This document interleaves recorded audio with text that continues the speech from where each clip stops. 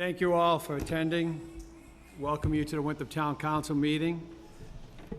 Tuesday, September 17th, 2024. We are holding this meeting in the Robert DeLeo Senior Center. Is that a counselor or is that? Sorry. All right. Sorry, I'd like to call the meeting to order. Roll call, please. Council Tassinieri. Council Costigan. Yeah. Council Munson. Council DeMarco. Council Aiello. Council Swope. Here. Council DeRoss. Here. Vice President Belcher. Here. President Lettieri. Here. Thank you. I'd like to ask everyone to stand for the pledge. And please remain standing after the pledge. I pledge allegiance to the flag of the United States of America and to the republic for which it stands, one nation, under God, indivisible, with liberty and justice for all. I'd like you to just please remain standing for a moment of silence. Over the weekend, we lost Jim McKenna, who was the town manager in Winthrop from 2009 to 2017, 18. He was the longest serving town manager we've had under this new form of government. It's kind of crazy. I have a habit of saving old transcripts, and I flipped through one today, and I see a transcript from when he was appointed. And I read it a little bit, and there's a quote from, at the time, President Riley, who said, "I like Jim's background and experience. He has the interest he showed in the position. He came to the interview with a great deal of preparation. He learned as much as he could about Winthrop and the situations we are in. The idea that he worked in a community like Gloucester, which was a coastal community, was helpful. His management expertise and plus his background in law will be an asset." And, you know, with sadness, there's a little bit of levity here, and then it goes on to say, "You have to get used to the bugs or you can't make a living here in Winthrop. In Winthrop, McKenna will find that you have to get used to the perpetual crisis of a town not having enough money. It is persistent, unnatural, deliberating need for money from year to year that causes leaders to come and then to go." But Jim did stay here for 8 years. He was an incredible asset to the town. He helped us through the CBD zoning and get that project underway. He helped us and was here for the vote to build a new, beautiful new middle high school that we have. Jim was 61 years old. Had 4 sons, triplets, and then an older son, and you know, he died way too young at 61. I'd like everybody to take a moment of silence for Jim.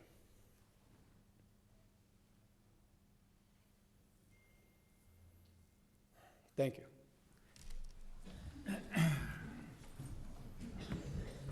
There have been minutes circulated from the September 4th, 2024 meeting. Is there a motion to approve? Approved. Motion by Vice President Belcher, second by Councilor Swope. Any discussion on the minutes? Seeing none, all those in favor say aye. Aye. Opposed, no. The ayes have it. So again, there's a lot of crappy things that we deal with week in and week out, but this is a moment of rejoicing and happiness and a great pleasure for me to be able to introduce these people and to let you know we're here to celebrate 4 of Winthrop's finest getting promoted. Sergeant Tim Callahan to lieutenant, Sergeant Nick Bottano to lieutenant, Patrolman Anthony Sorrentino to sergeant, and Patrolman Phil Hamilton to sergeant. This is why we're such a great town. We're so close-knit. We have so many people here, family, friends, and such, to congratulate these fine young men. I would like to turn the meeting over to Denise Quist, our council clerk, so she can swear in the recipients.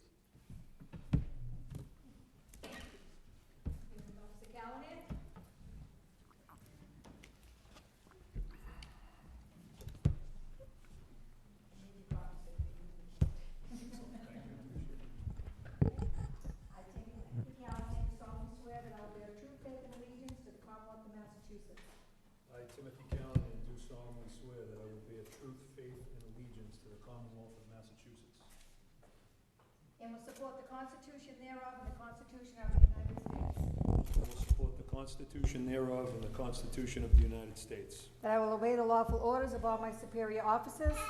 That I will obey the lawful orders of all my superior officers, and that I will faithfully and impartially discharge and perform all the duties incumbent upon me as lieutenant for the town of Winthrop Police Department, and that I will faithfully and impartially discharge and perform all the duties incumbent on me as a lieutenant for the town of Winthrop Police Department, according to the best of my ability and understanding, according to the best of my ability and understanding, agreeably to the rules and regulations of the Constitution and laws of the Commonwealth of the United States, agreeably to the rules and regulations of the Constitution and the laws of the Commonwealth and the United States. so help me God. So help me God.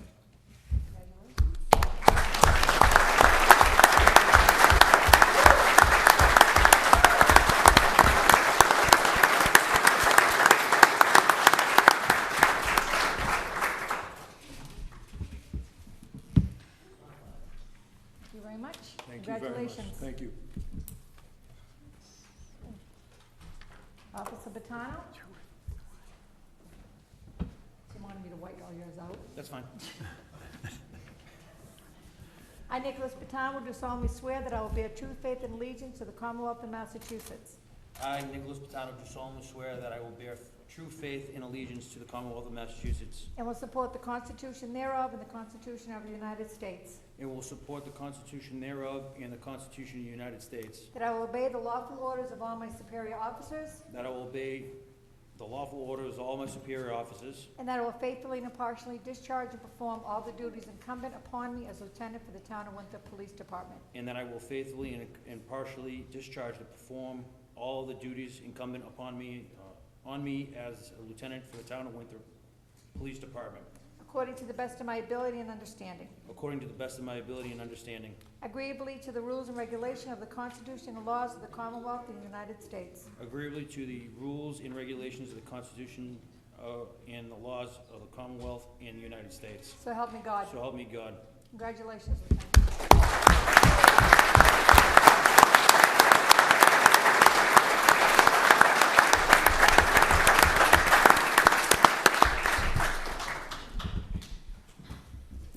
Thank you very much.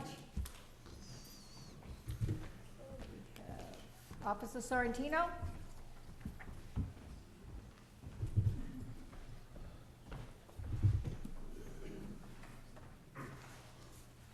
I, Anthony Sorrentino, do solemnly swear that I will bear true faith and allegiance to the Commonwealth of Massachusetts, I, Anthony Sorrentino, do solemnly swear that I will bear true faith and allegiance to the Commonwealth of Massachusetts, and I will support the Constitution thereof and the Constitution of the United States, and I will support the Constitution thereof and the Constitution of the United States, that I will obey the lawful orders of all my superior officers, that I will obey the lawful orders of all my superior officers, and that I will faithfully and impartially discharge and perform all the duties incumbent on me as sergeant for the town of Winthrop Police Department, and I will faithfully and impartially discharge and perform all the duties incumbent on me as sergeant for the town of Winthrop Police Department, according to the best of my ability and understanding, according to the best of my ability and understanding, agreeably to the rules and regulations of the Constitution and the laws of the Commonwealth of the United States. agreeably to the rules and regulations of the Constitution and the laws of the Commonwealth of the United States. So help me God. So help me God. Congratulations.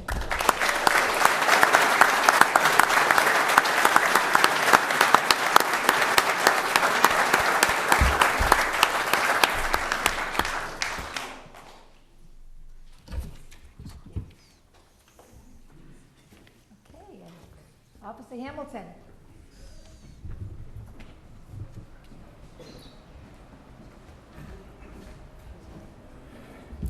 I, Phil Hamilton, do solemnly swear that I will bear true faith and allegiance to the Commonwealth of Massachusetts, I, Phil Hamilton, do solemnly swear that I will bear true faith and allegiance to the Commonwealth of Massachusetts, and will support the Constitution thereof and the Constitution of the United States, and will support the Constitution thereof and the Constitution of the United States, that I will obey the lawful orders of all my superior officers, and I will faithfully and impartially discharge and perform all duties incumbent upon me as sergeant for the town of Winthrop Police Department, that I will obey the lawful orders of my superior officers, and that I will faithfully and impartially discharge and perform all the duties incumbent on me as sergeant for the town of Winthrop Police Department, according to the best of my ability and understanding, according to the best of my ability and understanding, agreeably to the rules and regulations of the Constitution and laws of the Commonwealth in the United States, agreeably to the rules and regulations of the Constitution and the laws of the Commonwealth and the United States. so help me God. So help me God. Congratulations, Sergeant.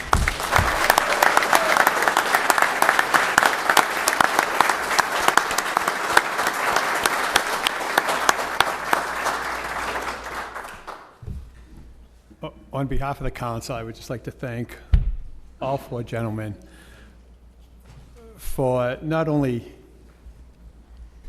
how appreciative we are, but how thankful we are that we're able to sleep at nights in comfort and peace. And we thank them for their service, and we thank the whole police department for their service. I also, before I hand it off to the chief, I do see Representative Turco here, and I know how much he supports the police as well as the fire, and I would like him to say a few words if he could. He wasn't planning on that. A few words, if you could. 10 minutes or less, right? Yeah. No, just on behalf of the residents of the town, thank you for your service, thank you for what you do every day, thank your families for the sacrifices that you do every day when they're out there working to protect the people of Winthrop. You're bearing the burden of their work and their risk every day. We thank you. We ask that St. Michael the Archangel watch over each and every one of you every day. God bless you and congratulations. Thank you, Representative.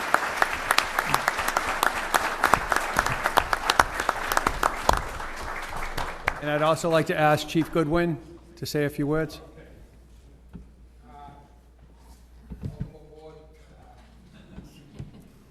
Leadership is in a ladder that goes straight up, a big winding road, and you're on that road, and I'm sure we'll do great things. Now we are, right? Thank you. Thank you.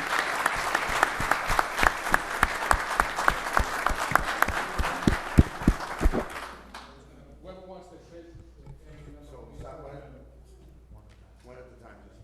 Yep.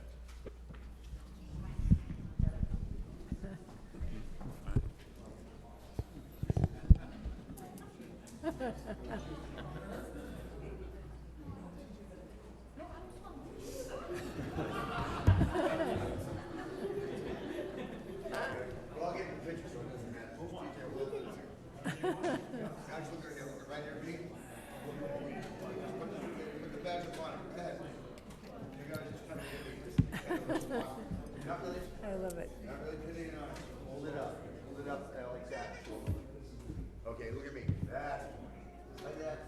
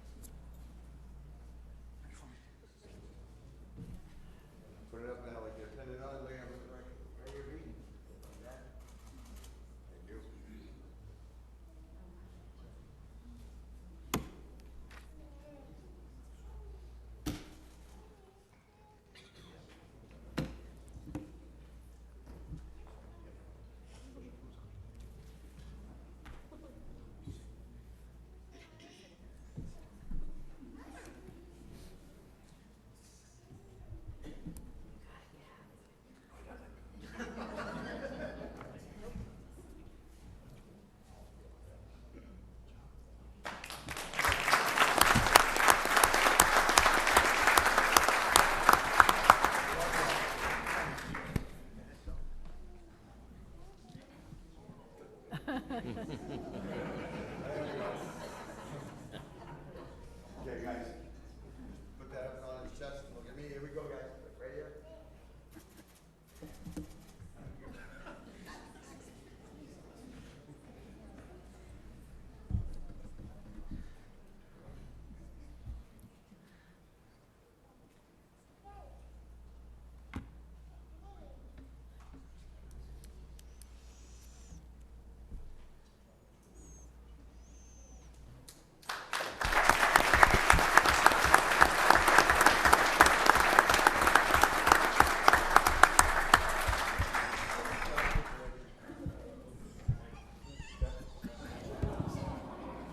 Thank you all. I'm going to have a 5-minute recess now. Crowd has thinned out. All right. We are on public comment. Again, we will hold public comment to 3 minutes per person. The second public comment will be 15 minutes total. So public comment, I have to put my glasses on. Why you put public comments first? First, excuse me? What's the agenda say? The agenda says public comment. First. We are not on number one. The meeting has been open for half an hour now. Public hearing? Meeting started at 6 o'clock tonight. Oh, thanks, Jen, appreciate it. Nice going. Jesus.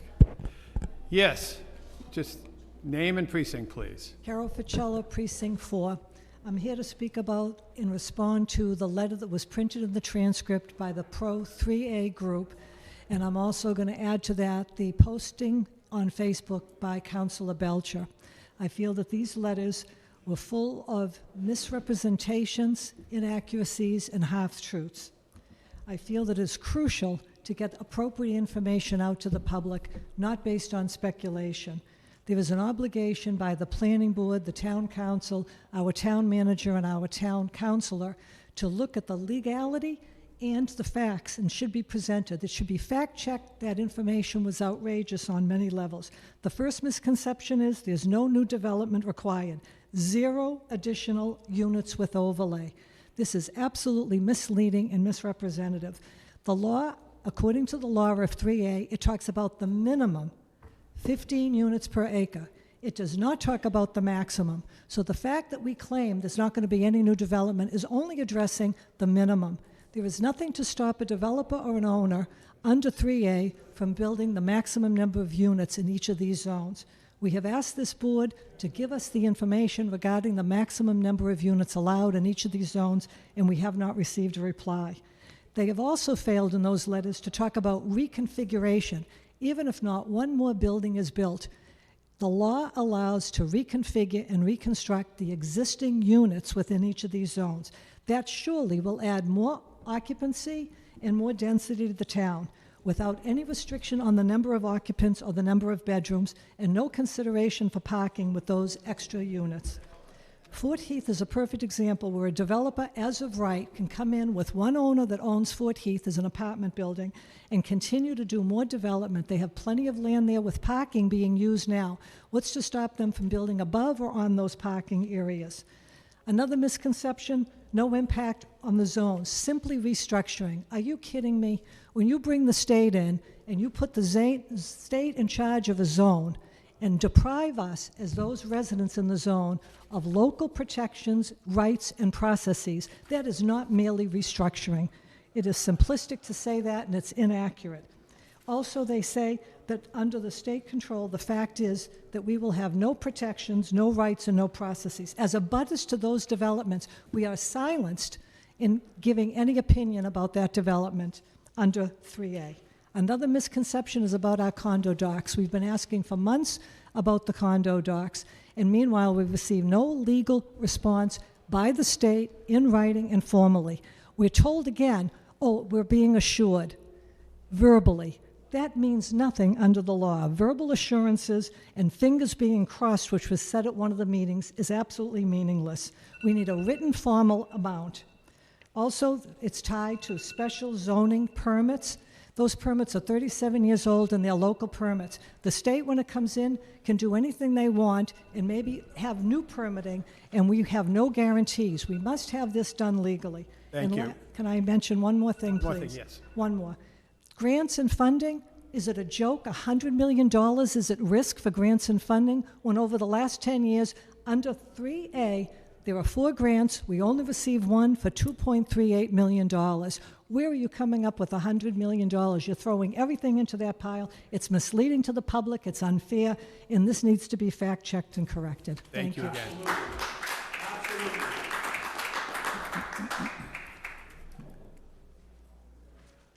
Yes, Vasily. Yes. Yeah, hi.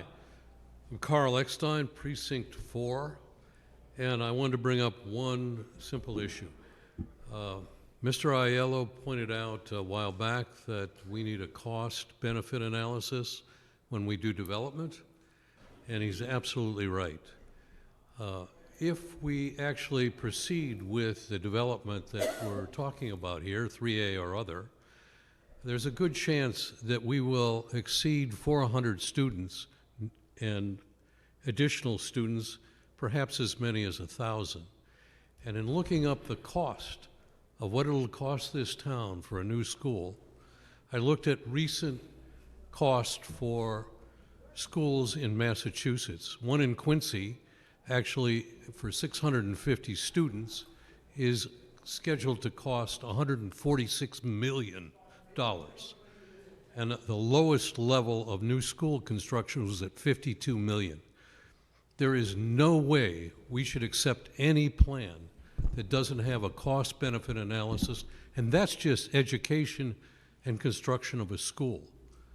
That is not the total of what it's really going to cost in capital expense for this town. And that it will exceed probably at least $10,000 per unit by a quick calculation. So we need details on that before you all accept any plan of any sort for 3A or anything else. Thank you. Thank you. Vasily.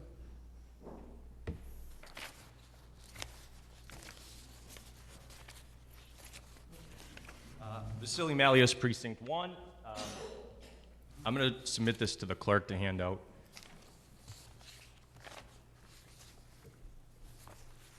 Trust me, it's not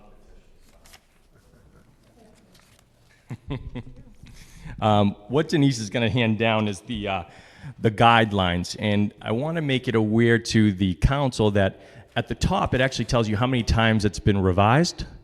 So if you want to continue to try and trust the state here, take a look at that. You're going to see the red lines, what has been added, what has been taken away, and this is right off of the MBTA's Community Act's website. One thing that's been pointed out, we have a minimum acreage of 12 acres that the town of Winthrop has to meet for 3A. Per RKG's presentation, we're looking to sign over to the state 42 plus acres. That's Seal Harbor, Fort Heath, the CBD, and Governor's Park. I know that Shirley Street was added onto that, so I'm not sure. I believe I saw 57 as the gross. So we're now willing to, almost four times as much, give the state that many more acres. That's something that we have to be aware of. They met the units at 890 something, but let's not forget about the acres that we're going to be giving over. We have a great exemption case. I would suggest that the town council show their support. It's very simple. You guys already wrote letters to Governor Haley and Senator Augustus. They denied you all. Come and join us and support us in this exemption case. And then the final thing I'd like to bring up is we've already had one counselor recuse themselves based off of their profession in relationship to the MBTA's Communities Act. And that was based off of Mass DOT. We do have another counselor who has an immediate family member who works for the Mass DOT. And I would assume that this counselor would also take the same recusal from any 3A decisions. It is a major conflict of interest, and it should be made aware that we are in the process of filing an ethics complaint regarding to this situation. Thank you. Thank you, sir. Mr. Dowd.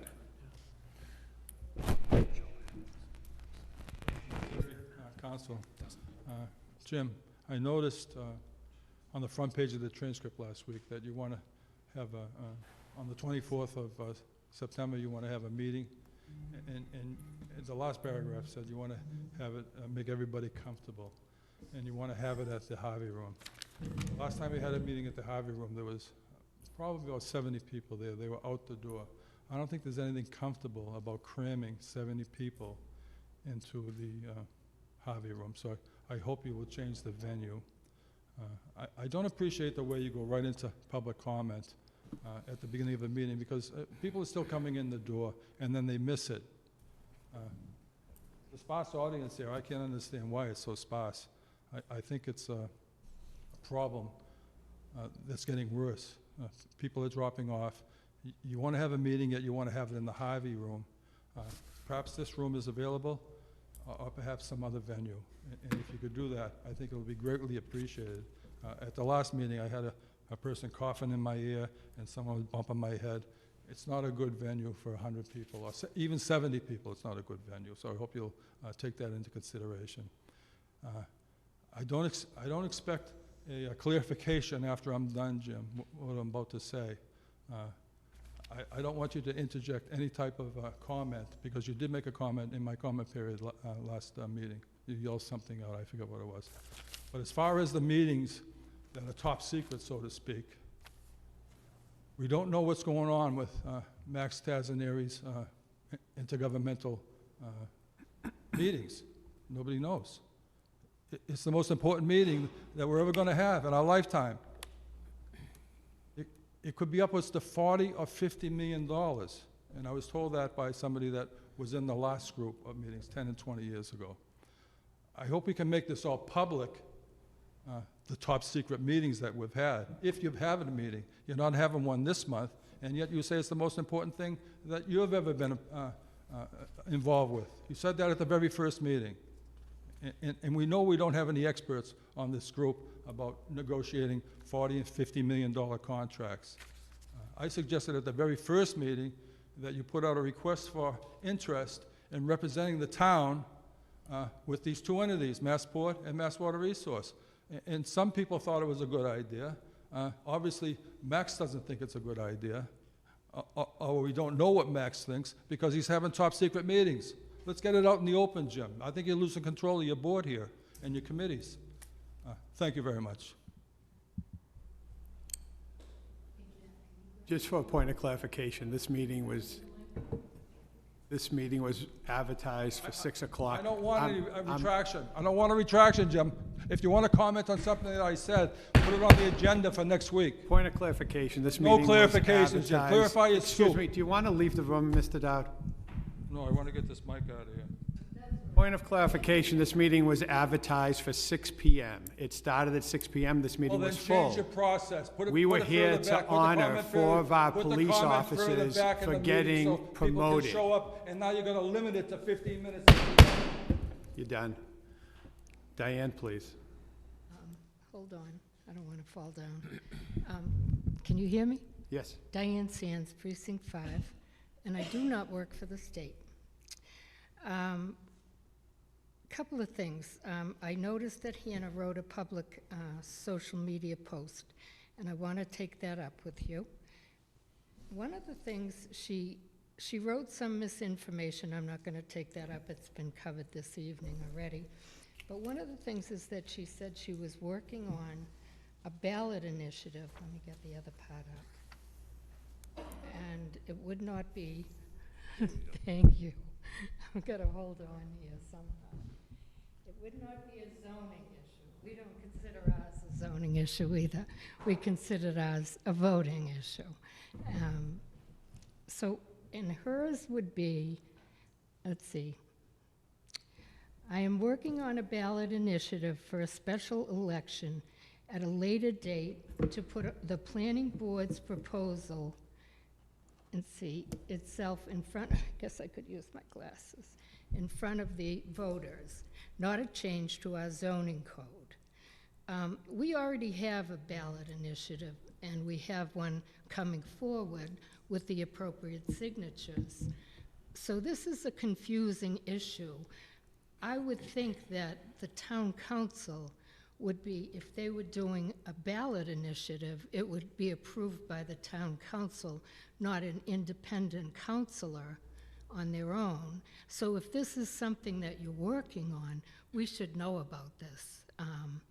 Because we've been working, we have our signatures, it's been submitted, and we're going to have a vote on 3A. Nothing, you know, it's not controversial, it's yes or no, and that's it. So it has nothing to do with the planning board. I don't want to see something with the planning board come forward because of the way things are written. Lots of times things are written so that people don't understand what the actual vote is. I would like to see our vote be put on a ballot the way we've conducted ourselves. We've gotten our signatures and submitted it, and it should come through appropriately. Hannah, I know nothing about your vote, that your initiative you're doing, and the town council should be aware of this, and they should be working with you on it. It shouldn't be an independent. If it's independent, then you're going around the council. So I'm saying that's wrong. We should know about it. The other thing is, I had a private conversation with someone regarding someone that works in the town for the MAPC. And this person is not here tonight, I won't mention their name, but is very active pro 3A. This private conversation showed up on a social media site, had been repeated to the person, and this person is an official in the town. So the person found out about it. I have no problem with that, but it just shows that other people are working behind the scenes against the town's wishes. That's all I wanted to say. Thank you, Diana. Thank you.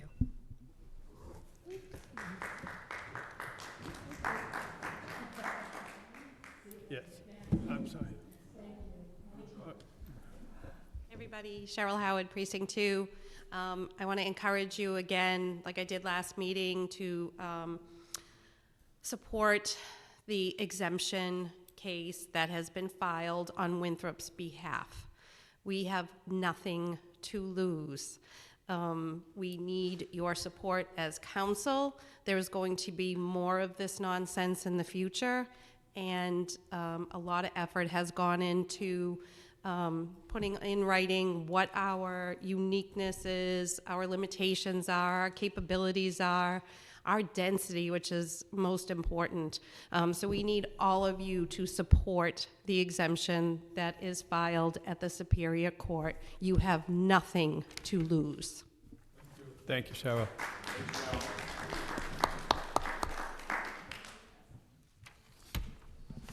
Hi, Cassie Whithouse, Precinct 6.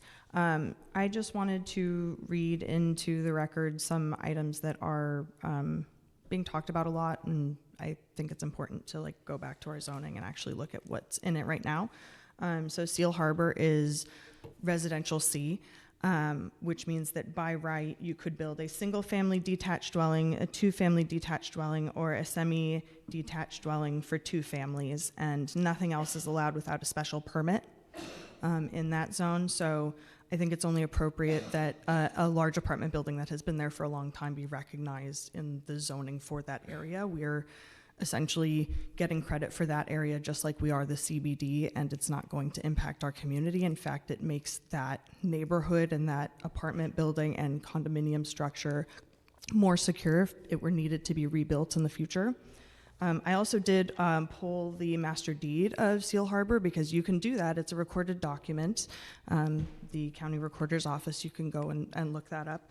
And there are several sections within it that protect folks and say specifically occupancy limits per bedroom, and that you can't make a change to the bedrooms of your unit without asking the surrounding condominium owners, as well as it's stated anyone who's impacted by the change. So I think that that's also something that leaves flexibility to protect folks. And that's only after the Board of Trustees for the condominium itself has approved the change. So there are many mechanisms in place to make sure that nobody's sneaking in overnight and starting construction on something.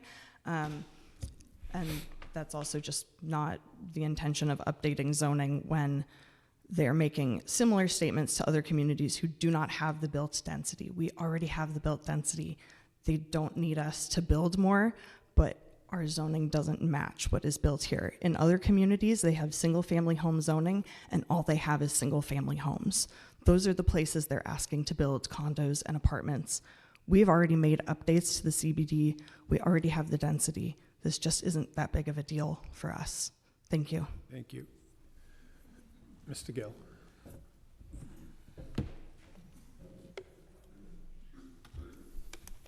Peter Gill, Precinct 5. I just wanted to, sorry, I misread the meeting. I thought it started at 6:30. And I wanted to thank you for your mentioning and the moment of silence for Jim McKenna. I had the honor of working with him for 4 years when I was council president and he was town manager. And his performance and developments and things that he did for our community are unbelievable. He really, really did a wonderful, wonderful job.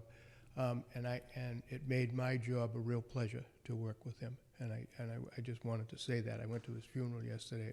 It was beautiful. Secondly, you might be surprised, but I just wanted to mention in my feelings about 3A. I've sent council a letter a while back, and I sent the transcript a letter a while back. And I really appreciate, after the letters that I've sent, the work that you guys have done and the things that you've discovered and the plans that you've made. However, I'll go back to my first statement. Just vote now and do it now. Vote no now. And then we can have a special election if I still, am okay with that. But I think that we have to tell the state now, and I'm only one person, vote no now. Thank you. Thank you. Mr. Schmidt. Bill Schmidt, Precinct 5, a different topic. So I noticed that you have under old business the firehouse questionnaire. So I just wanted to say, I think everybody in the town realizes we need a new fire station. My understanding is you're limiting, or now that you're looking at 2 sites, the old middle school site and Walden Street basketball courts. Personally, I'm in favor of the basketball court site. I think that the middle school site has other potential, but what I would also suggest, and I don't know what kind of questionnaire you're developing, but I think it would be useful to the people in the community to get a sense of where the councilors feel about those 2 sites. I think in general, on a lot of questions, you're elected to make decisions. I know you put a lot of time and effort into studying the issues in depth. The average citizen is very busy in their own lives. They're not focused on all the details the way that you are. I think it would be very helpful and instructive to the members of the community to hear what you folks think after you've studied these issues in depth. Thank you. Thank you. Any other comments? All right. Moving on, correspondence. Denise? None. I'm sorry? I haven't received any. Committee reports. Just a reminder to the committees, I referenced 2 items to one to the Public Works Department Subcommittee back on August 20th, and one to the Economic Development Committee back on August 20th. These matters, we're holding up individuals from getting on with their issues, and I would once again request that we have subcommittee meetings. Public Works Chair is Councilor DeMarco. Economic Development Chair is Councilor Munson. I would encourage them to have meetings. If not, I would ask the council to hopefully by the next meeting have their own understanding of each issue and come to a decision so we could bring these matters back to the people. School department report. School department was a very brief meeting. We discussed the employment situation at the schools, their need for teachers and such, and they had pretty much filled all the positions that they had available. The interesting comment that was brought up was, as of last Monday, I believe, there was 2,007 children in the Winthrop Public School system. That is the highest number that we've had in many years, which is great. It brings its share of challenges. But then again, we look back, and I know 40-odd years ago, there was a graduating class of 250. So this year's graduating class will be approximately 140. So, but it is encouraging that the population of the students is increasing. But again, that brings challenges. We also discussed the override and briefly, and discuss the challenges that the increased number of students bring. But I'm sure there'll be much more on that in upcoming meetings. And that was it for the school department report. President Lettieri, Yes. can I add to that? Can you add to the school department report? Yes, Sure, will you add to the school? I talked to Lisa. Okay. Quick question. I talked to Superintendent Howard, and she is really concerned about the override. It means that we would lose a lot of teachers. She knows that we would have to cut programs down to the bare minimum, meaning that anything is mandated we would do, but that means that anything that is not mandated, we would have to ask the town to pay for. I encourage you, if you have friends, whether they have kids in the schools, they have to know that this community depends upon our community in terms of its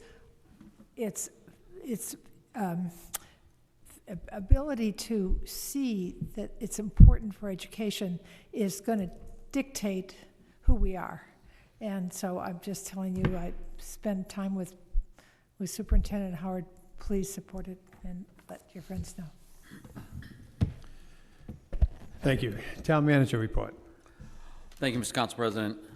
Just a quick update on the, for anybody who hasn't seen it, I know they've been advertising it, but the, still time to sign up for the Winthrop Civilian Police Academy. I know several councils have gone, but this is certainly anybody who wants to get involved in the town and understand more what the police department does. It's certainly a great opportunity. We still have some openings left, so we want to try to get some more people to enroll. So anybody who's interested, please contact the Winthrop Police Department. It's on their website, and Steve Rogers, Deputy Chief Steve Rogers is the contact, so it's srogers@winthropma.gov. That's the email address for anybody who's interested, and he can sign you up. We had gotten some preliminary pricing back on the light at Maggie's Corner with regard to fixing the traffic lights there. We did get, it's under $10,000 the price we got, but Steve Cal is concerned that it might not be, this a temporary fix, it might not do everything we want him to do, so he's just doing a little more digging into what they're proposing, but there is some progress on that, and they've looked to put in it as a, with the existing TIP project, cut into the money, the additional monies that we have set aside, for contingencies. So they're looking at that, so more to follow on that, but I want to give an update because I know we've had some questions on that. The Pauline Station update, the fire station, we've had the issues with the floor. I did finally receive the plan from the structural engineer.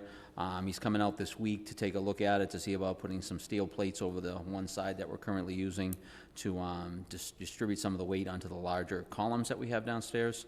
And in the meantime, we're looking at some options, like I said, for the high water vehicle, so we can get the fire engine that we're keeping outside into the old DPW garage behind 4Kids Only in the municipal lot there. We are going to be having some water borrowing for the council to consider at the next meeting. Obviously, refer it to finance first.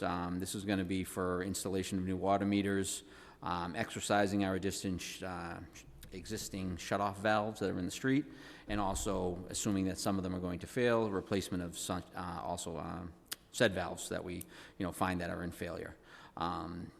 We're working on a financing plan for that, and we'll present that at the next meeting. We did finally get the signs installed at Town Hall. I know the council had voted on that a little while ago. We have the 4 spots now in front of Town Hall. And then in the back lot, we have the 2 handicap spots and the 1 disabled veteran spot. The signage out front of Town Hall is temporary. There will be some additional language put on there with regard to the hours that were approved by the council, but those for 30-minute signs are, working for now. I did post the assistant town manager job description. We're getting some resumes in. That focus of that position will be planning and economic development, with the goal of that position would replace what we had for a town planner. Certainly we need that with the planning board and the ZBA, zoning board of appeals, and we're looking to get that job filled hopefully by the end of October. And again, unlike when I posted for the director of planning position, we have received some good applications for that position. And lastly, the ICMA conference is coming up next week. I will be away, leaving over the weekend, out Monday, Tuesday, back Wednesday, midday. So I'll be back in Town Hall on Thursday. And I will send out a memo and who I'm putting in charge while I'm away, as it's in Pittsburgh, Pennsylvania. And certainly open any questions from the councilors. All right, any questions on the items that were just discussed by the town manager in his report? Councilor Swope. I wanted to ask the definition or the job description of the assistant town manager, does that include writing grants? It will, yes, it does. You didn't mention that. Yeah, it will, sorry, yeah, absolutely. That's, was a big part of what our old town planner did, Rachel Kelly, so yes, absolutely. Thank you. Councilor Costigan. Yes, town manager, thanks for the work on McGee's Corner and the information itself. As far as the cost, could you just repeat that again, please? It's the price we got from A.R. Belli was approximately $7,500. But again, Steve Calla is concerned that it's a temporary fix and it might not do everything we want it to do. Given it's going to be probably a year and a half before we make the permanent fix. So he's pushing back on that number a little bit to see if, additional work has to be done. So that was a number that they got, I think, from Daigle Electric. So we're just waiting we just got it today, so we're looking to get some additional information on that before we move forward. Okay, additional question regarding the cause of the problem. Was the engineer able to define the problem with regards to underground wires? What is the cause of that problem at McGee's Corner? I'm not sure if they know exactly what's causing it underground, but I know this fix is, we asked them to do something overhead, so they wouldn't have to disturb the street. It would be overhead wires to make the fix. So I'm not sure if they identified exactly what the issue is. They know it's not working. It hasn't been for 4 or 5 years now, so we're trying to, get some traction on that and try to get the temporary fix, utilizing overhead wires. Okay, thank you. Vice President Belcher. Thank you. It's not really a question, just I wanted to highlight the Citizens Police Academy. I did it last year and it was phenomenal. So to any counselors or members of the community, it was a really, really great way to see all that our police do, because I can almost guarantee it's more than you would assume they do. It's a really, really well-run program. So I just encourage everybody to check that out. Well said. Councilor Munson. Thank you, Mr. President. Thank you, Tony, for your town manager report. I had 2 questions. One was regarding the assistant town manager position. When do the applications need to be in by? What's the deadline? It's open, but I'm looking to probably about 2.5 weeks, so it'll probably close sometime next week while I'm away. So I'll start reviewing the resumes when I get back from the conference. So would someone need to have past assistant town manager experience or planner position experience, or are they, someone that could be in the town that's actually done some grant writing and that's done some different committee work around town? We're looking at all the resumes equally, so I mean, obviously, exact experience would certainly, be beneficial, but, we're considering all, And is it a full-time job experience. or is it a part-time job? Full-time job. Yeah. So it would be reporting to the town hall? It would be, yeah, exactly, town hall every day and then report to the town manager. Okay. And my second question is regarding the financing for the water meters.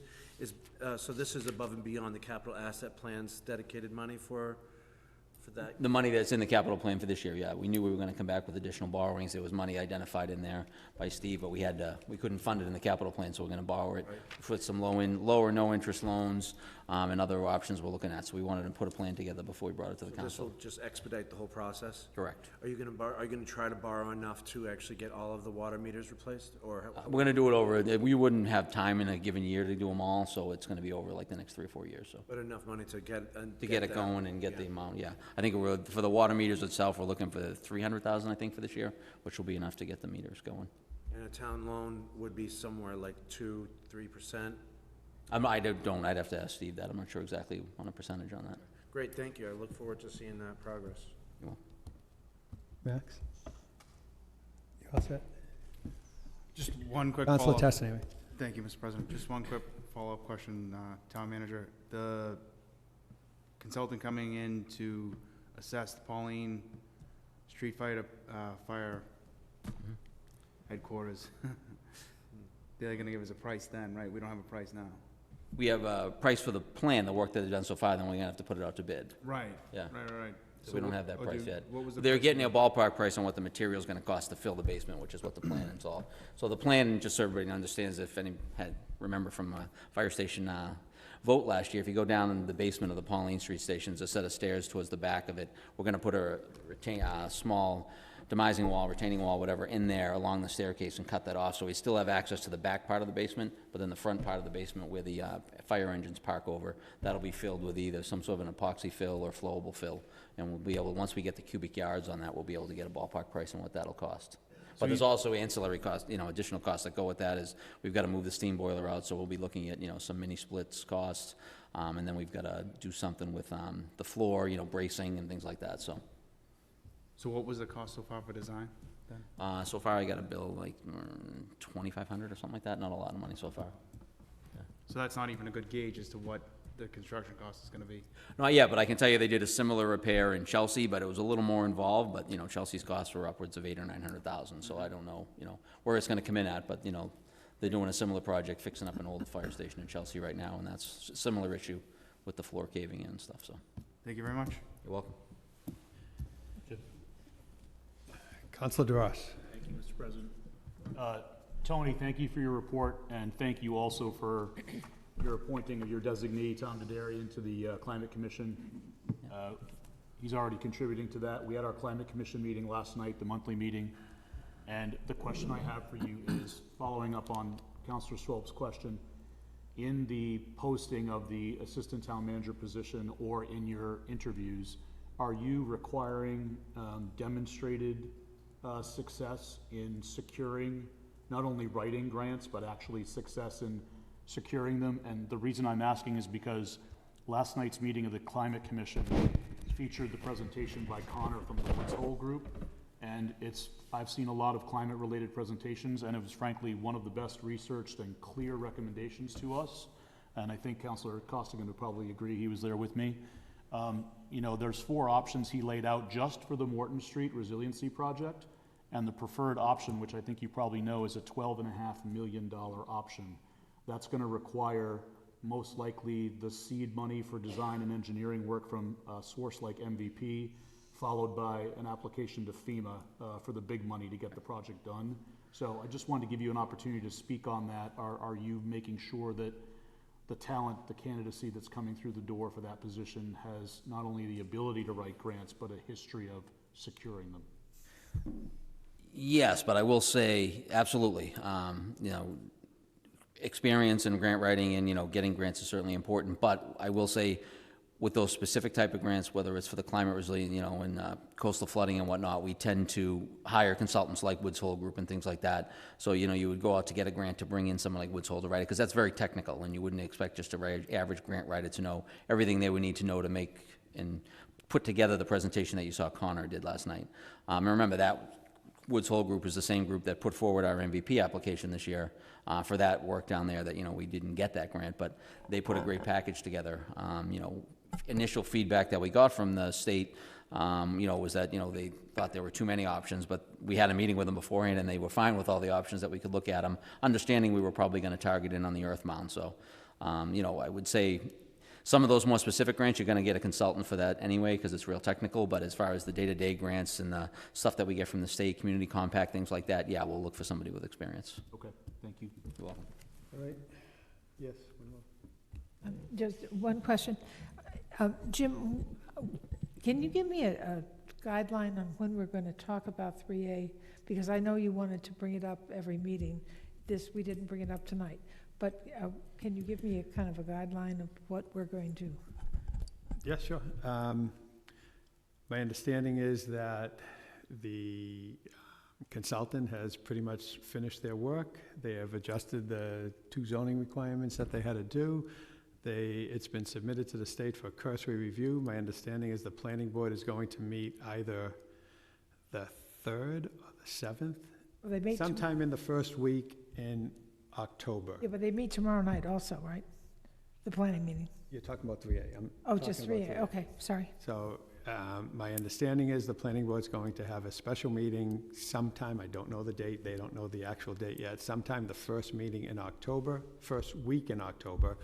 So my understanding is we meet in October on the 1st and the 15th, as of now, and we could have special meetings whenever we choose. Okay. So my understanding is, and I feel pretty comfortable in saying that we will have a recommendation from the planning board on which we could vote on. We do not need to have an additional meeting with the planning board. We do not need to have an additional public hearing. We could vote on this potentially as early as October 15th or a special meeting. But my understanding is by the October 15th meeting, we will have a formal presentation from the planning board. Thank you. And then the ball is in our court, and I look forward to voting as quickly as Meaning possible. that we could vote on it October 15th? Potentially, yes. Thank you. Did you have a quick follow-up? A quick follow-up on 3A, and also to follow Councilor DeRoss regarding the climate meeting last night. Just to add a couple of further notes from Councilor DeRoss's report. The Morton Street area was highlighted last night during that meeting. During the 100-year storm is what they're forecasting, about 70 houses would be affected down in that area. And again, it was a very comprehensive study and presentation by Woods Hole as well, by Connor. With regards to the remedy to that situation down there that was discussed, again, 4 options. We'd be looking at anywhere from $12 to, say, $20 million. And the recommendation, I think overall, was by the group as well, many people in the audience, is that the state is not going to provide all of the money for that Morton Street solution. The grant money by the state is only going to initially bring in a proposal for more money. We would have to seek further monies and larger funds from the federal government, whether it be FEMA, Army Corps of Engineers, as far as them doing the work. We need our elected state officials on a federal level to lobby on behalf of the town to secure that money. That's just Morton Street alone. So, but at least now there are some numbers associated with the cost of Morton Street and this ongoing area of town, whether it be Pico Beach or other areas that the residents feel slighted on. So it has started. The Morton Street issue last night was comprehensive. Very, very glad to see the numbers, as I think a lot of people are. But the overall bulk of that money is going to have to come from the feds. So we have to lobby our elected officials in Washington to bring and secure that money for us here in the town of Winthrop. And to follow up,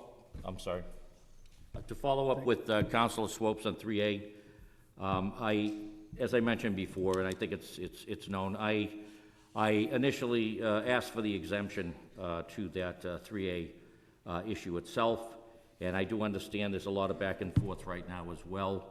I would just make note that there is some movement about, with regards to possibly the council supporting an exemption as an elected body to the state, to Augustus. As it relates to possible exemption or case for an exemption. And again, what do we have to lose? I would have to say that. Maybe it goes to a town council vote. That's not guaranteed either. These are just my open thoughts right now with regards to will an exemption hurt if we were all to support one as a council. Just some food for thought to the rest of the council here as well. Thank you for your time. Thank you. Moving on, the CDICR, town manager, have they met? I don't think, John, have you guys met since last meeting? I don't think so. I don't think they have either. Yeah. I did not attend personally, Tony. I believe they met. I could be mistaken, but I believe they did. Yeah, but not since the last, yeah, I'd have to double check on that, I'm not positive. All right. Update on policy committee meetings, I believe they're all scheduled for this week and next week, so there will be a update at the next meeting. Old business firehouse questionnaire, so we have asked, and I've talked to the town manager about this in depth, and have put together, town manager has done a very good job with this, put together a questionnaire that will be going out, and I'll ask the town manager to speak about this, to all the residents, to try to get as much feedback as we can. As was discussed, I think, in a public comment earlier, the questionnaire is going to be narrowed down to 2 sites.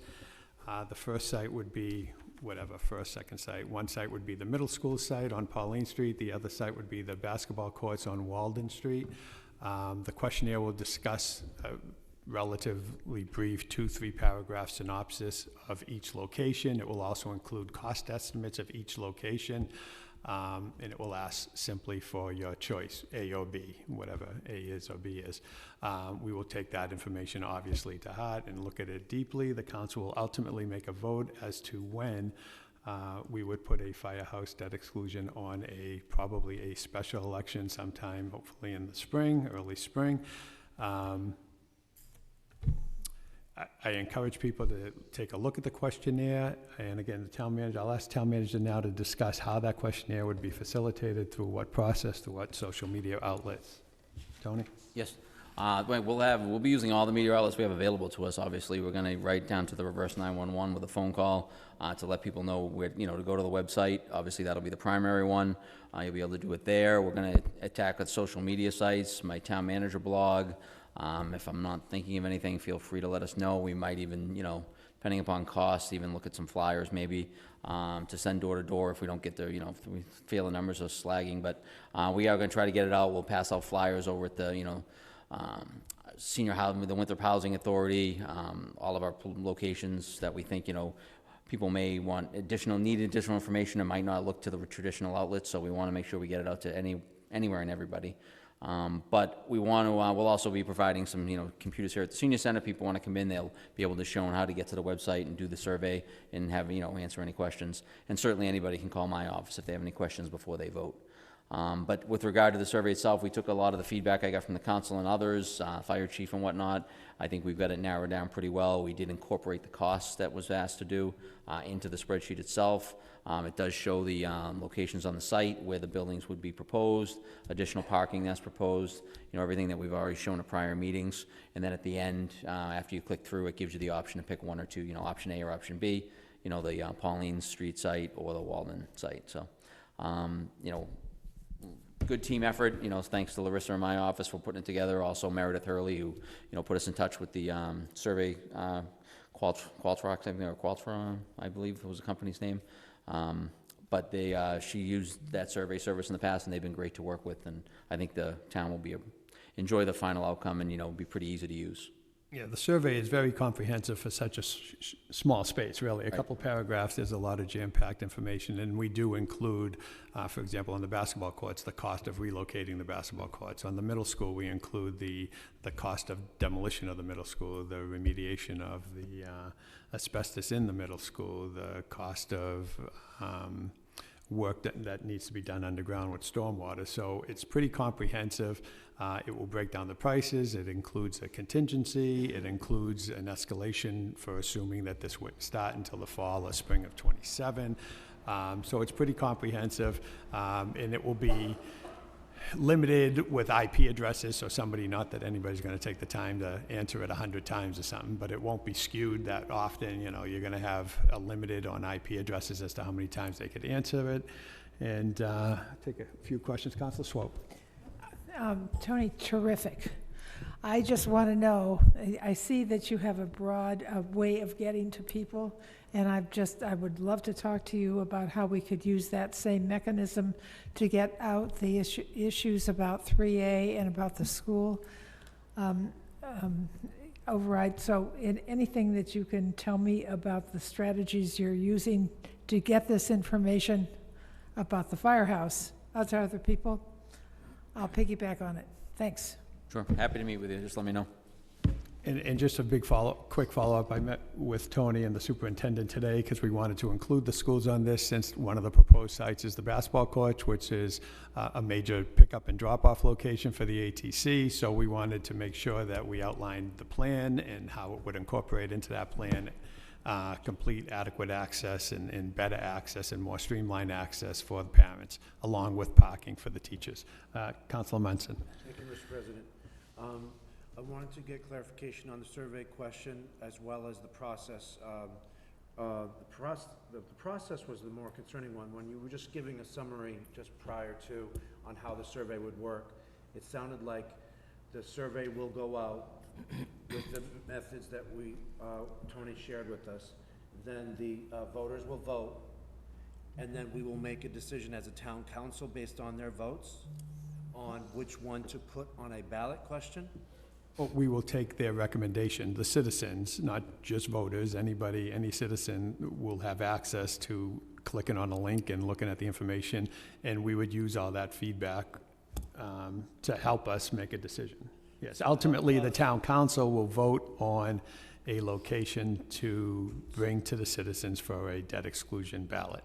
And it would be on a special election, most likely, because it's not going to make it for the November. It would absolutely not make it for the November. Following year. Correct. It will not make it for November. It would be a special election. And the other thing that you were just starting to touch upon that I just wanted to make clarification of was in the survey question, do you have the actual plan for the basketball replacement delineated in that survey question? So Yes. where is the basketball court going? The basketball court in the plan is to be located at Ingleside Park where the current baseball field is right now. Okay, and that's spelled out? That is spelled out. Well, it might not be spelled out in the exact, it says, It'd be I located believe in it says Ingleside Park, basketball courts will be relocated to Ingleside Park. Okay. I just want to make sure that people know that it's not going to go away because that could Yes, be we think the location is very important. Those courts have been there for an incredibly long period of time. It's easy access. It's in a recreational space, so we thought that was very important to maintain it there. Okay. Thank you. And if I can just point out one thing, the purpose of, and John, you hit on it, the purpose of the survey is to, get consensus on a location. I mean, one of the things that hurt the last time we went out is people didn't like the Wadsworth building, a certain group of people didn't, and then everybody thought the middle school site was available. So, not having a clear and concise, consent, everyone agreeing on the location. So if we put the survey out and, it's overwhelming that everyone's happy with Pauline Street and or Walden Street, whichever, that'll give the council some guidance to, go forward, because there's a lot of effort and work that goes into these questions. A fire station building committee will have to be, put back together. It's a lot of time and energy, and what you don't want to have is, a possibility that someone thinks a better location is out there, so you want to kind of get consensus that everyone's in the same direction, at least of where you want to put it. Just to follow up, thank you. Just to follow up on this same point, one of the things that someone brought up earlier was that we've been abreast of some of these possibilities for a while, and we're kind of elected. It's our job to make sure that we know what's going on with these issues. Would it be worth having a roll call or on where we think the fire station should be, the councilors, so that the citizen body could actually be aware of our opinion before they make an opinion? That was brought up earlier in a public comment. I'd have no problem discussing it if councilors feel comfortable enough and knowledgeable enough of each location to give their viewpoint. I don't see a problem with that. Councilors are always welcome to give their viewpoints. Councilor Costigan. Just a comment regarding, before any action is taken here. I think a more important issue would be and it made mention of the cost of the hazards associated with that environmental hazards. Is there an actual environmental hazard assessment report?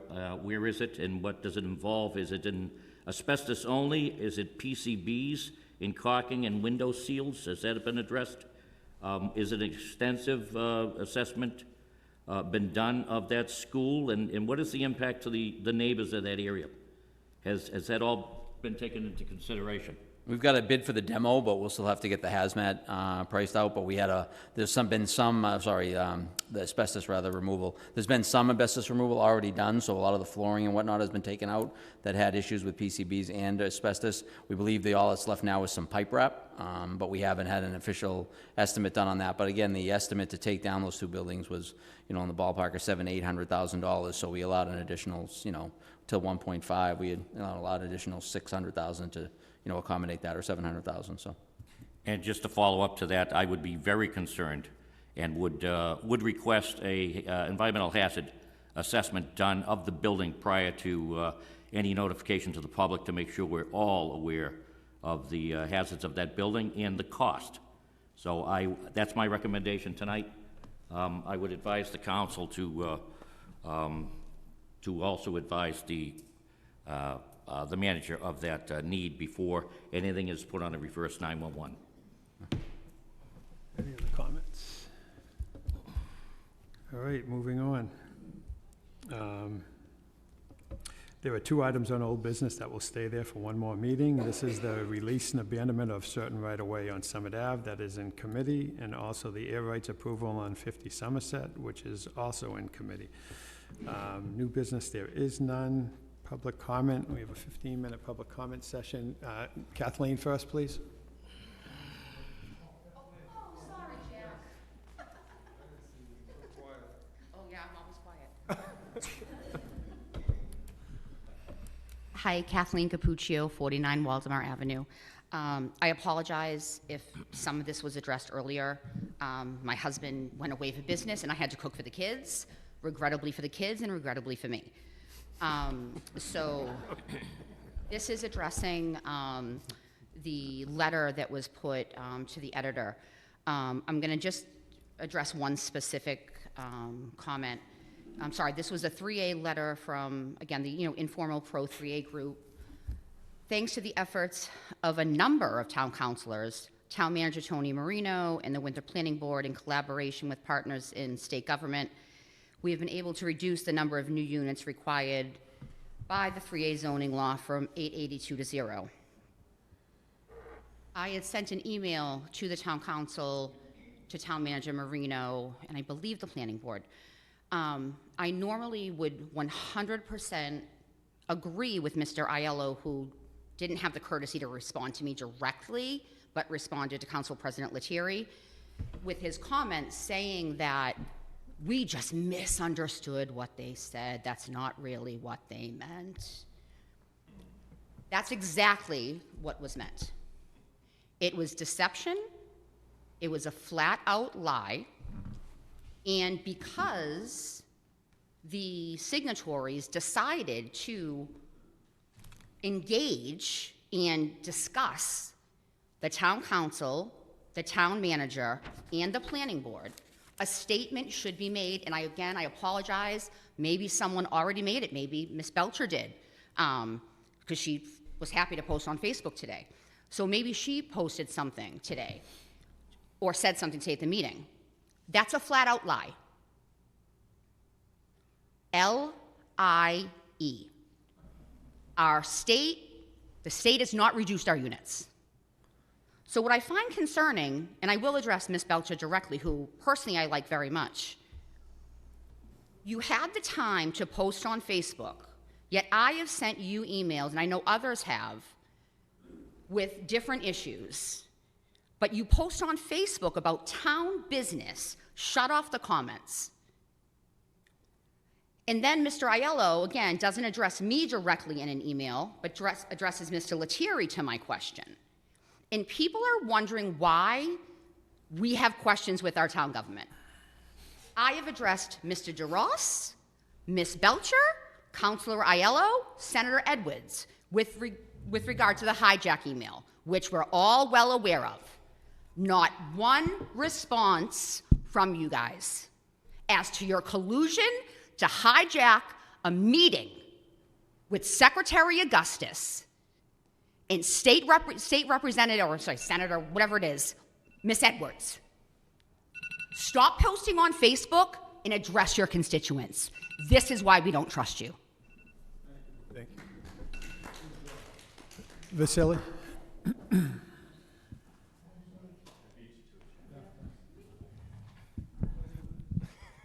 Vasily Malios, Precinct 1. Speaking about, Councilor Costigan brought up a great point that we're going to have to look for federal funds for the flood mitigation. I had taken a look at the FEMA website under flood mitigation. In 2023, they actually issued out $1.8 billion.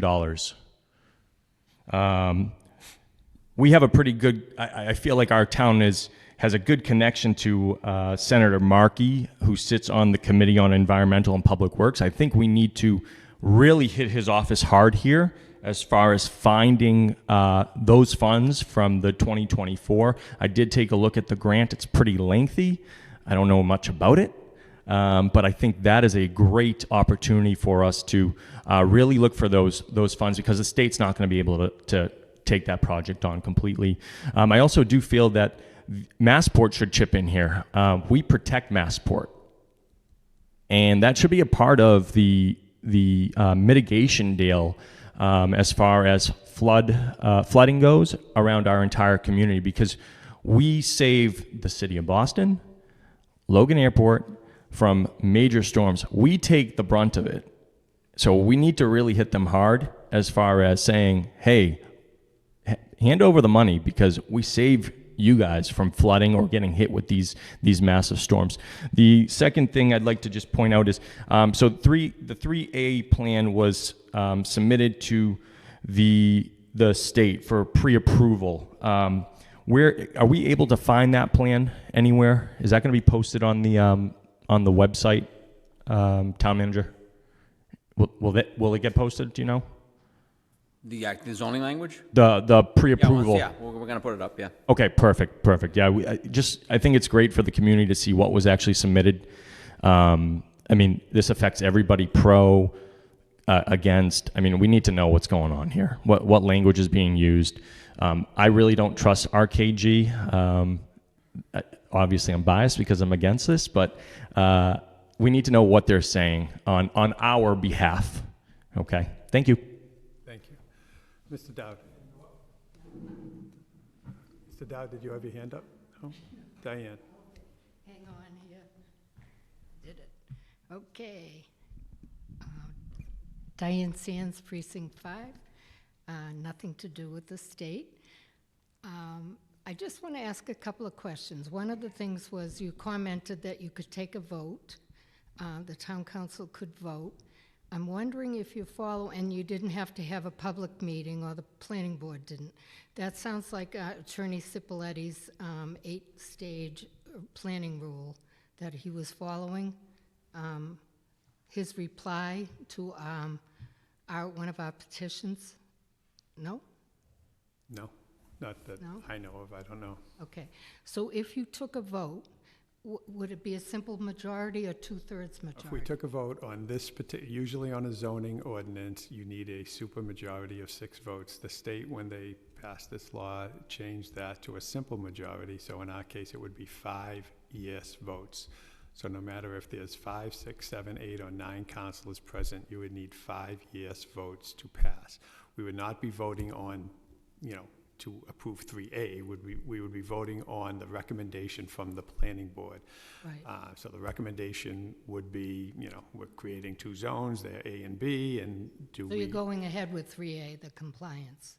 If there were 5 yes votes on the council, we would comply with 3A. If there are not 5 yes votes on the council when the council votes, we would not conform with 3A. Right. Okay.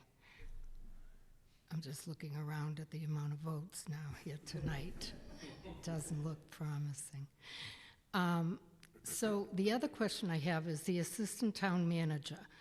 That used to be a grant writer position, as I recall. When did we add that? Change it, rather? Was that something new? When we were going over the budget process for this year, the town manager, one of his goals was to add an assistant town manager to help with the burden and all of the responsibilities. It was not a huge ask in dollars, but we just didn't think it was prudent at the time. Subsequently, the town planner left. Right. So now it was opened up to a town planner, and a grant writer, whatever however Right. you want to call it and distinguish it. And the town manager thought it would be beneficial in the prudent time. I think the town manager, and I don't want to put words in his mouth, did look for a planner and didn't have a great deal of success, so thought it would be best to open it up to a planner slash ATM, assistant town manager, and thought that would improve the candidates, and I think that that's proven out to be accurate. Okay. And the third question I have is the berm. In collecting signatures, I came across a number of people before I got kicked out of places. I came across a lot of people who talked about flooding and where they were, a lot around Morton Street, and how they didn't have a lot of success contacting people or have, excuse me, I'll finish up, have replies. And they said that it had been about 5 years and since the gazebo and the walkway had been built. So I said, well, why don't we unbuild it? I don't know what I'm talking about, but they talked about making a berm, and we talked about doing it ourselves. Is that unrealistic? It's not hard to do a berm, is it? You keep saying, they keep telling you that you keep telling them to get sandbags. That doesn't solve the flooding issue, sandbags. No, we need to have a long-term goal, and it's always Need been to our meet goal with to them. address the Yeah. concerns on Morton Street as well as Tylerstone, Girdlestone, Pico, Yeah. and the rest. None of this is overnight. But a Everybody lot of the realizes other that we're doing ones the are best the we can. pipes. These are specifically from the gazebo and the Belle Isle walkway, I think, the Morton Street ones. I'm Thank not you. sure, but All this right. is what they're telling me. Thank you. That's all. Okay. Thank you, Diane. Cheryl?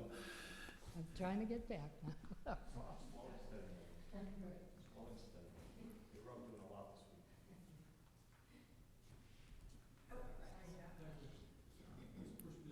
Sorry.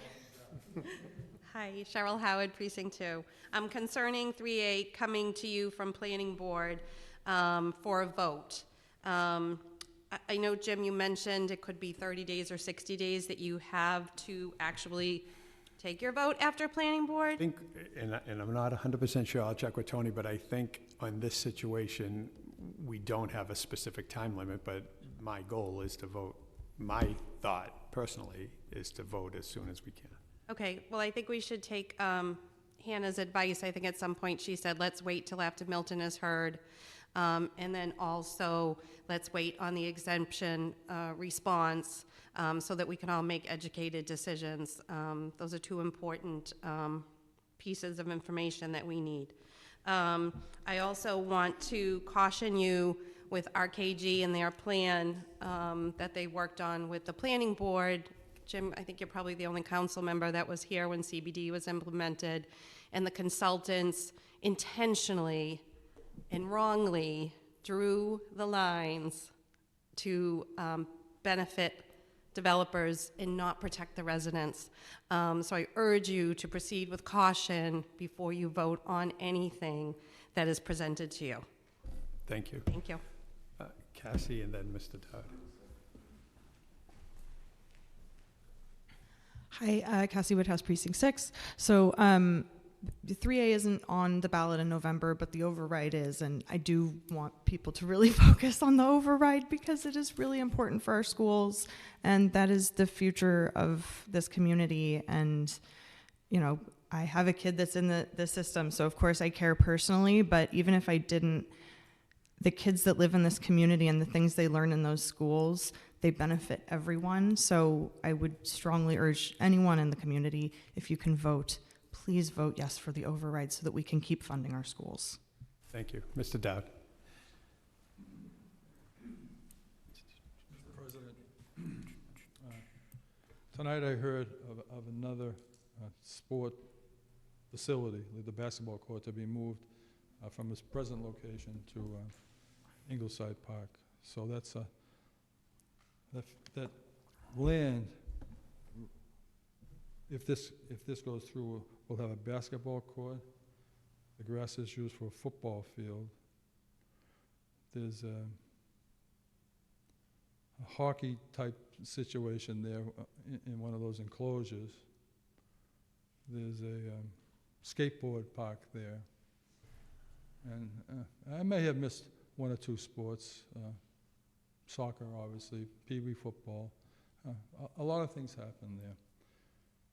A grant writer 25 years ago, or 20 years ago, received a grant from the state of Massachusetts to build a passive park where people can sit under a tree or on the grass without getting hit by a football or a basketball or a hockey puck or a tennis ball, etc.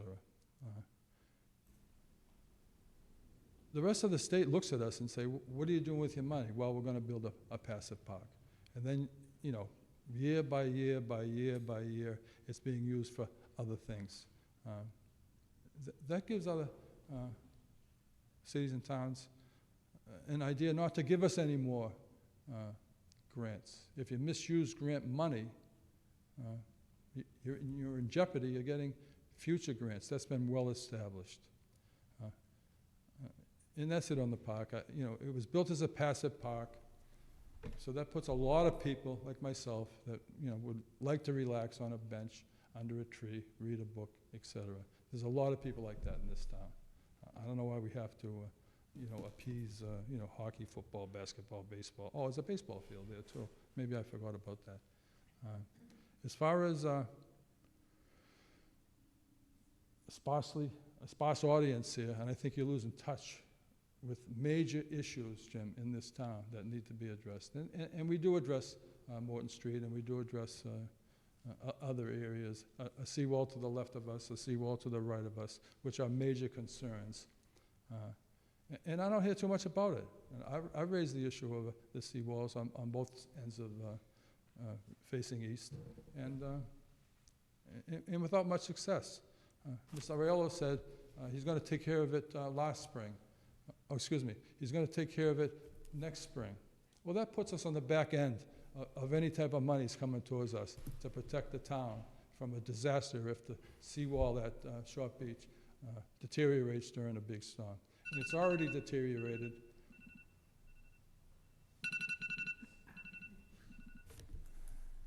It's already deteriorated to the point of it's a necessity to have it fixed right away. But other people don't think it's a necessity. If you look at the wall when you're driving by, you can see 2 and 3 foot chunks of wall falling off of that wall. Well, guess what? It's 10 times worse where you can't see it when you're driving out of town. So that has to be addressed. I hope somebody writes a bill. I might do it myself because I don't see any action from anybody on this panel to help the people of Winthrop get out of town during a flood or get in line and take an hour to get from Cumberland Farms to Orient Heights. Mr. Ariello suggested to have a policeman with a whistle up there. Let's be realistic here. Let's get this thing done. I know a writer that writes bills, and I was going to wait for somebody else to do it, but it appears like nobody's going to do it, and so I'll do it myself. Thank you. Thank you. Karen. Karen Travis, Precinct 2. I hope that the comments tonight on the hazardous materials at the middle school is not going to slow down this questionnaire. I myself have been waiting for this for 34 years for a new fire station, and I think that this should still go forward. The hazardous waste or the hazard materials that are in that school certainly can be addressed after the site has been determined. Thank you. All right. Carol. Carol Ficella, Precinct 4. I'd urge this board to please not move forward with action designating the zones until our questions are answered. It is unfair to say that Seal Harbor, Fort Heath, and Governor's Park are a zone when we don't even know what the maximum number of units that can be built on that property. Not the minimum. We know the minimum. What is the maximum? We also need to know legally, in writing from the state, what our protections are with our condo docks. Hearing from a private citizen who's a non-legal analyst telling us what that means and the implication is mere speculation. We need the legality and the facts presented because this is extremely important. That 3A law is very clear. There are no exemptions and there are no exceptions. I don't see anywhere where it says existing condos and their documents are exempt. And to speculate that that's true is completely erroneous. We need to be protected. Our documents limit occupancy in Seal Harbor. That is contrary to what the law is trying to achieve. The law says you cannot prohibit the number of occupants nor the number of bedrooms. What is the implication to that? I beg you not to throw us under this bus and sacrifice us when you don't even know what we're doing. Secondly, if you want a recommendation, let's make the entire town of Winthrop a designated zone. Because the people who signed that letter, I'm going to speculate not one lives in a designated zone. And the only people I know that live in the zone is Suzanne Swope. No one at this table or at the planning board, to the best of my knowledge, live in a designated zone. And yet you're willing to sacrifice our rights, our protections under local ordinances, and our review so the rest of you can go free and have complete protection. It's unfair, it's unjust, it's discriminatory.